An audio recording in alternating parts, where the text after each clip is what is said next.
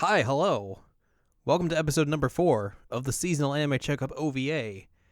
I'm Jared, and I'm flying solo this episode. I would say like this week or something, but this podcast comes out at such regular times that there's really no timetable to do that.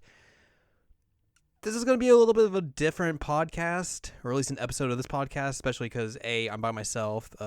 Good pal, friend of the site, Ann Ladium has some personal stuff going on, so send her some well wishes if you can.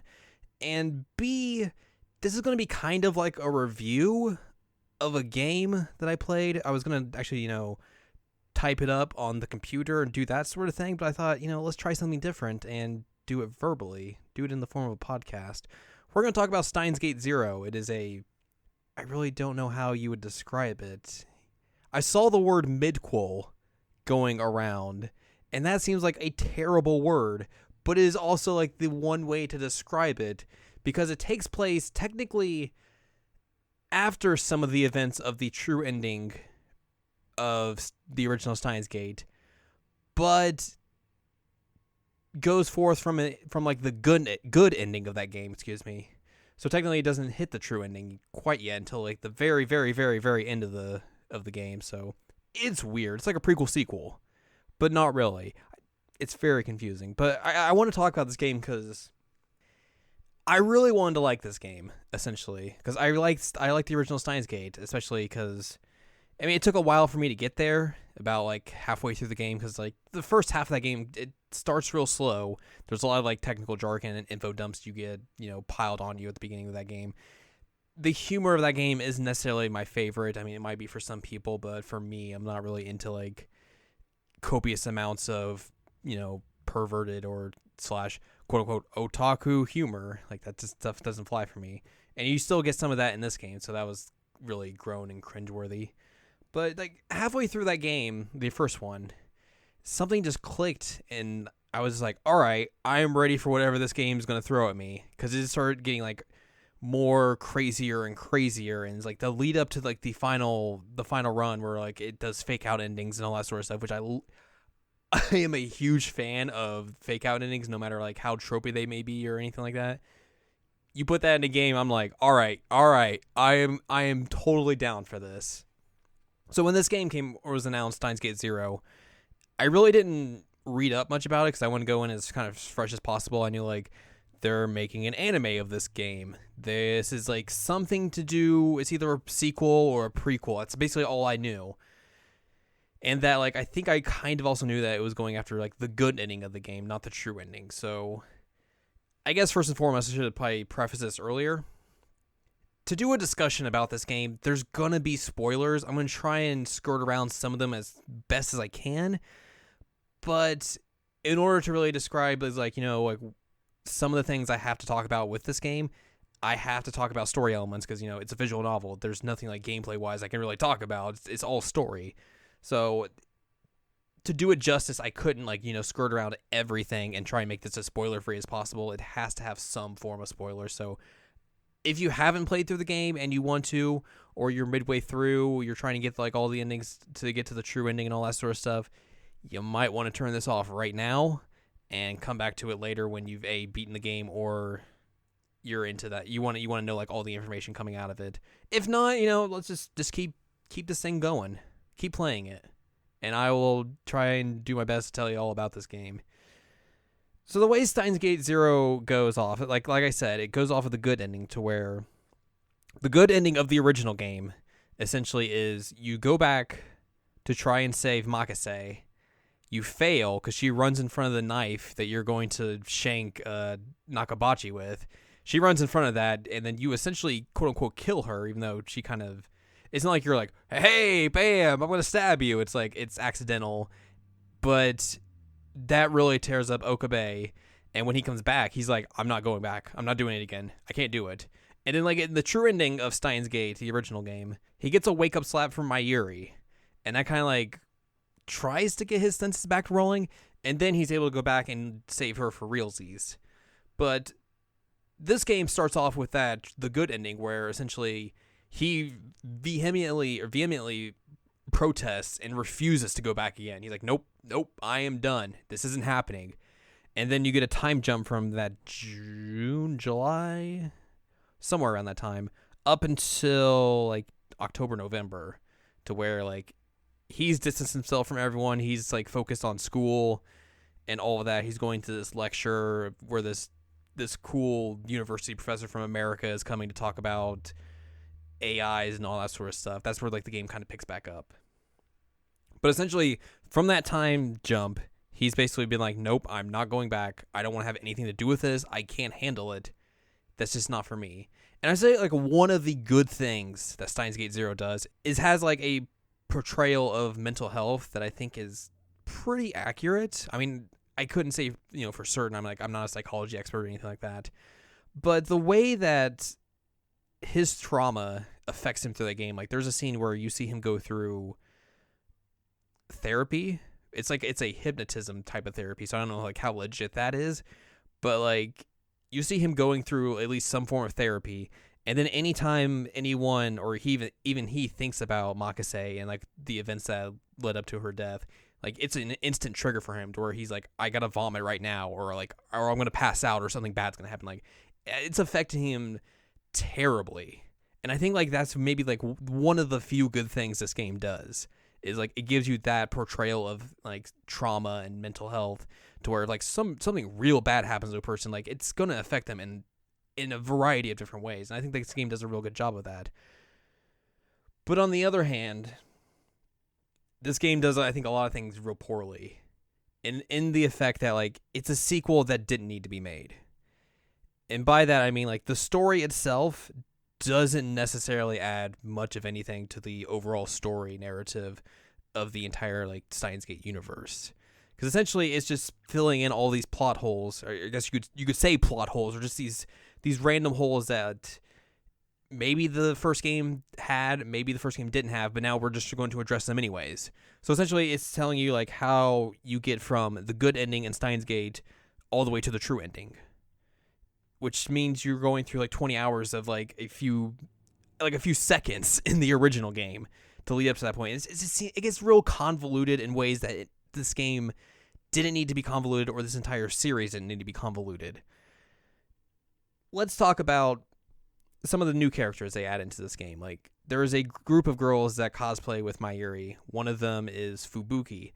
She essentially becomes one of the patients for this new disease or virus or whatever they have going around. And essentially this illness, I guess that would be the more correct word, is a version of reading Steiner, the ability that Okabe had to tell when the world line would shift. And for all these people that are developing this illness, they have a connected world line that they keep going to and seeing where Japan is at war and everything. And they describe this in the very early parts of the game, but then never really go anywhere with it. It's just like, hey, this girl has it. That's kind of bad. And then like in some of the endings, when you get to like some of the bad endings, that's a goofy way to say that. When you get to some of those worse endings, like it's essentially just brought up as a plot point, like, hey, she told me about this. Hey, you have this too, right? And that's literally just it. Like, they really don't go anywhere with it. And it's a real big missed opportunity, I think. Because especially with the way they introduce it is like her having flashbacks to Mayuri dying and all the other world line, which never took place in the world line they're in now. But then they just never go anywhere with it. One of the other new characters they bring in, Maho Hyajo, is a good addition to the series. But I think she kind of borders in a way more to being like the Makase type character that the game was lacking, which kind of, it's a disservice to her considering like, they're very similar, but she's not necessarily Makase. Like she battles with this inner turmoil about how she thought she was just like this genius and was going to like do all this cool science stuff. But then Makase comes in and like everyone starts praising her instead of Maho.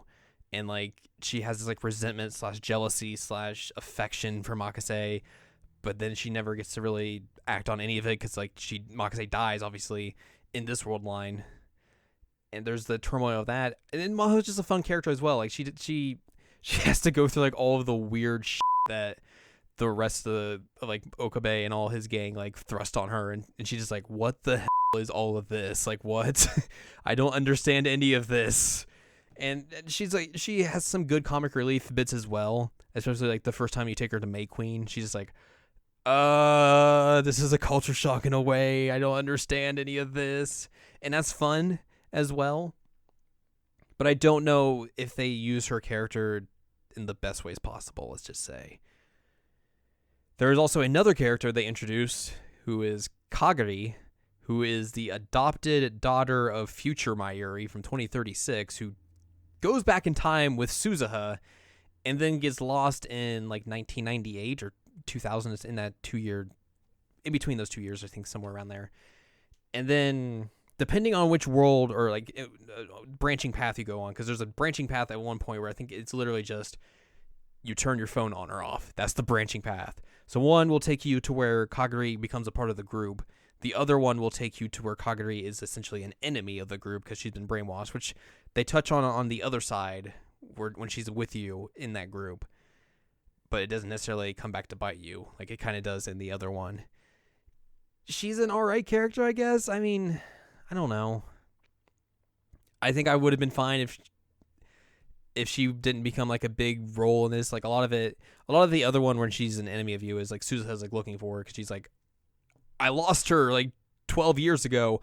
I still have no idea where she is, which is obvious because like, you know, the main antagonist group basically picks her up and then does some brainwashing stuff to her and all that sort of stuff. That's why she, you know, Suzuha can't find her. But other than that, like, I don't know. It's like there's also the other part of the story where when the other world line, I guess you could call it, when she's a part of the group, she basically has Makase's memories downloaded into her, and she's starting to become Makase, and it's all sort of weird. Like, it doesn't really make much sense. It's just, strange. Oh yeah, and they brought back Makase as an AI, which I guess if you're gonna just kill her off, technically, you got to bring her back somehow. Why not bring her back as an AI? I don't know. There's just a lot of this game to where looking back on it, it's just a lot of questions of like, why would you do this? And was this necessary? Especially with how Okabe, going back to our original point when we first started talking about this, how he's so against going back and trying to save her. Like, he doesn't even want to try. He does it once. He's like, nope, I can't do it. Clearly, there's no reason to go back and try again. One person can't do all this to make the world lines converge and all that stuff. There was another game I played last year. It was called Shadow Hearts Covenant or Shadow Hearts 2, depending on which area of the world you're in. And that game goes off of the bad ending of the original Shadow Hearts, where the female deuteragonist, I believe that's how I'm supposed to say that, dies in the bad ending, and basically the main character, Yuri, goes off in Shadow Hearts 2 and is just trying to figure out like what to do and if there's any way to bring her back. Like, anytime anyone's like, hey, I have this idea, maybe we can bring her back, he's like, all right, let's do it. I'm down. Like, the way he handles that loss of his loved one is just like a polar opposite of how Okabe handles it. I mean, it may not be technically fair to compare these two games and the way they handle, like, you know, their loss and trauma and all that sort of stuff. Like, I mean, Yuri in Shadow Hearts is haunted by all sorts of demons, literally and figuratively. But he still has the wherewithal to think like, hey, if there's a way I can bring my love back, I will totally do it. There's no real hesitation for him. Like, he's not going to like sit around and say like, oh, I can't do it. There's no reason for me to do it. I can't do it. Can't do it at all. Like, anytime he's like, he is just like gung-ho about like, hey, if there is a way I can do it, I will do it. But Okabe, since he fails the first time, he's just vehemently like, nope, can't do it. Nope, nope, nope, nope, nope. And I think that's just like one of the things that derail this game for a bit, because like, if you go through the true ending of the original game, I mean, he gets slapped and then like gets talked back into doing it. Like, it doesn't take much for him to go back and try and save her a second time. But in this, it's just like he just gives up, and it's just boring to just watch him just be, you know, almost cowardly in a way. Even though like that's probably harsh, but he never tries. He never tries to come to grips with any of it. It's just like all the trauma is destroying him so much that he just can't. Which, I mean, that makes sense with the way like the trauma he's gone through has affected him. But it almost undercuts all of the characterization that he had from the first game and just like roots him back to like this very crumbling shell of a person, and just it doesn't help. Like a lot of it is just like I don't think it's necessary to his character. It doesn't really give you a big bowl of satisfaction when he he puts on the lab coat and when he becomes Hoenn again. Like there's no like, all right, yeah, you kind of figure that like the game's gonna go down that path, but like I don't know, like there was no like yeah moment when he did that. I was like, okay, well he's doing that. That makes sense. He's finally getting back to his senses. That's the way I felt. It's like, okay, well, he's getting back to where his characterization was in the first game. Almost like he's not all the way there yet. It just never worked for me. Like, a lot of this game is just like nothing works for me, and it's a shame because I really wanted to like this game. I liked the first game, and I thought, hey, maybe some more stories in this universe would be cool. Maybe this will go tell you a little bit what happens after the true ending of the first game. Nope, it doesn't do that at all.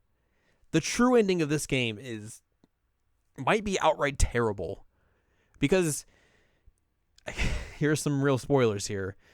The true ending essentially takes you back to 2025 when you record the video mail you get in the first game that leads you to going back the second time. But also, there's a point in that true ending where Suzuha and Mayuri go back to that point of the good ending, because that's how Mayuri's going to slap the sense into you. And that's what basically she says she's going to do. In 2025, Okabe gets into like a prototype time machine and then goes off to find them. And then that's your roll credits. That's the game ending. And it's like, there's no satisfaction to that. There's no like, oh, I wonder how that's going to go. You're not going to be told. It's such an unsatisfying ending, especially with how that first game, it fakes you out even before the good ending, where it's like, all right, well, we wrapped it up. We fixed the world line. Everything's back to normal.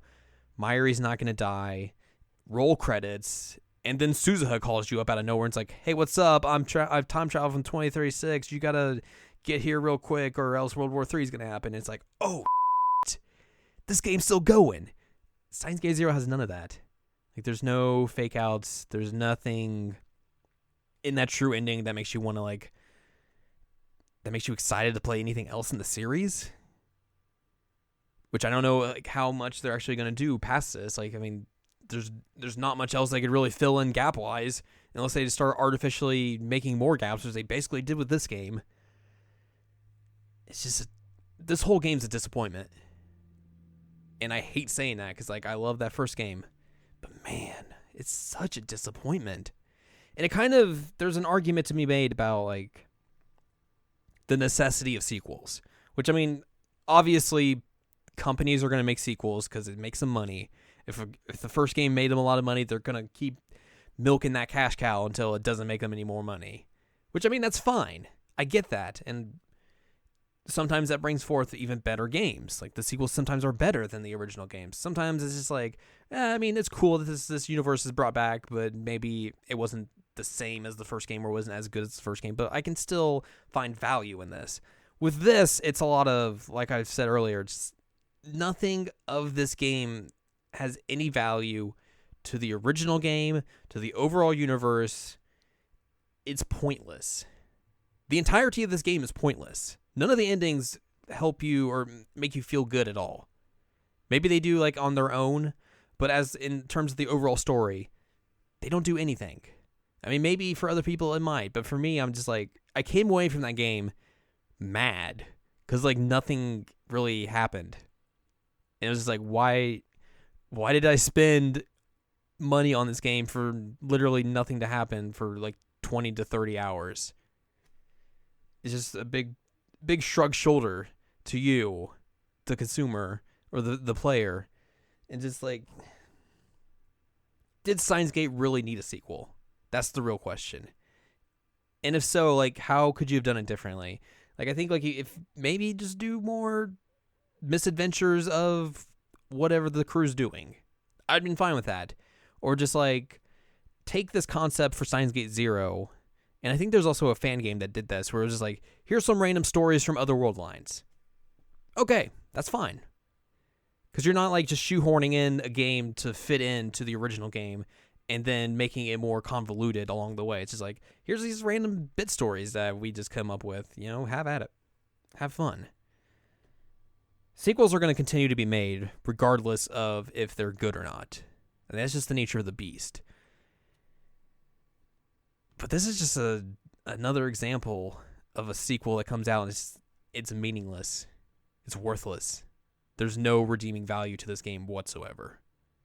If I hadn't played this, I would probably have been better off. I'd probably like Steins Gate more than I do now. Like, this game almost does a disservice to the first game by trying to shoehorn all these convoluted narratives and stories and plot holes and all of that and try and fit it all into the narrative of the first game. Like, it almost tries to hold that first game back, which is, like, terrible.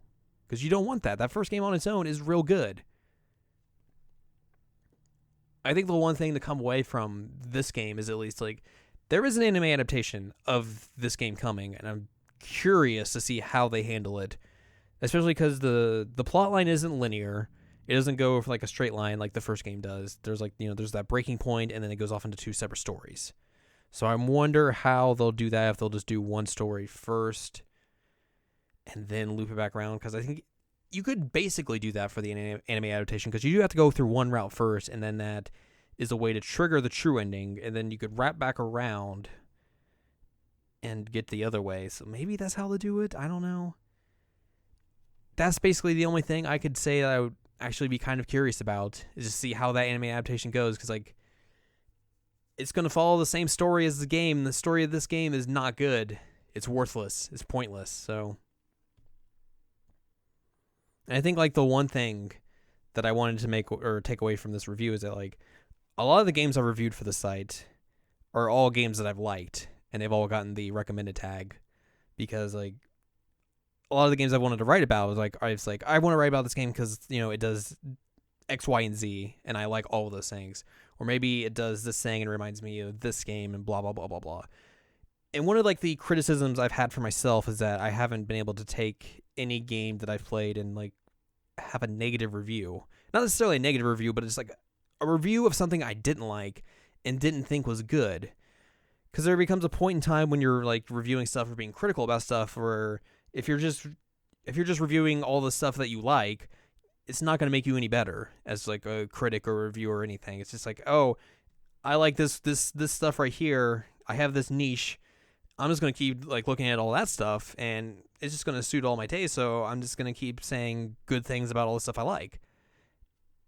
So you need to find that happy medium of, like, here's stuff I like, here's stuff I think is good, here's stuff I think is surprising, but also I need to look at stuff that I don't like, and I need to be critical of that and try and find a way to look at that and see, you know, how that'll make me better as, like, a critic or a writer or a reviewer, all that sort of stuff. And just also as well, just, like, see, it can help you appreciate games better, you know, the stuff that you like, but also it can help you appreciate stuff that you don't like and help you be more critical of just everything overall. There's a great quote from William Wordsworth in one of his poems. It simply says, "We murder to dissect." And I think that's one of the best lines in poetry ever. And it's very acumen to, like, criticism as well. Because we do basically just take down everything and then just poke and prod at it to get everything that we want out of it. And maybe Steins Gate Zero is a version of that. It pokes and prods at the first game a lot and tries to take things out of it that it wants to make the narrative, the whole overall narrative of both games, better.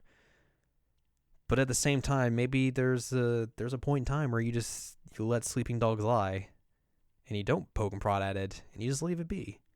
You let that thing be its own thing. and that'll make it better overall, and it'll make it better for years to come. Sometimes sequels are good. Sometimes sequels like this one are bad. Steins Gate Zero gives the Seasonal Anime Checkup recommendation of not recommended. Thanks for listening. I hope you enjoyed my 25-minute rant about Steins Gate Zero. If not, send me an email, jared@seasonalanimecheckup.com, or find the contact form on the website. You can tell me why you disagree with all my points about this game. I probably forgot about some stuff in this because I kind of just did this free form and didn't write a script or anything. And was just kind of going off the cuff and thinking off the top of my head. So there's probably some stuff I kind of goofed on. If so, you could send me a correction to that and I'll address it at some point in time. If not, hey, thanks for listening. Hope you enjoyed. Go check out some past episodes of the Seasonal Anime Checkup OVA, which you can find on iTunes, Google Play, sac.cool, seasonalanimecheckup.com. Those are your exclusive homes for this very podcast, which we talk about video games and anime. There's a new Seasonal Anime Checkup proper podcast, just Seasonal Anime Checkup episode number 12, which talks about fall 2016, looking forward to winter 2017 in anime. 2016 Game of the Year awards are up on the site as well. You can find those at seasonalanimecheckup.com or sac.cool. That's going to do it for this episode. We got some more episodes in the pipeline, or at least floating around in my head. So there should be more Seasonal Anime Checkup OVAs coming to you in the near future. I know I have ideas for at least 3 more episodes. One won't come for a good while. Like, I think 24 more weeks, let's just say. I don't know how. That's like 6 months, right? Sure, we'll go with that. The next 2 might come sooner rather than later, hopefully. It just depends on, various circumstances and all that. So look forward to those, and I will catch you on down the line, I guess, whenever the next episode comes out. Thanks for listening. Hope you enjoyed. This is the Seasonal Anime Checkup OVA.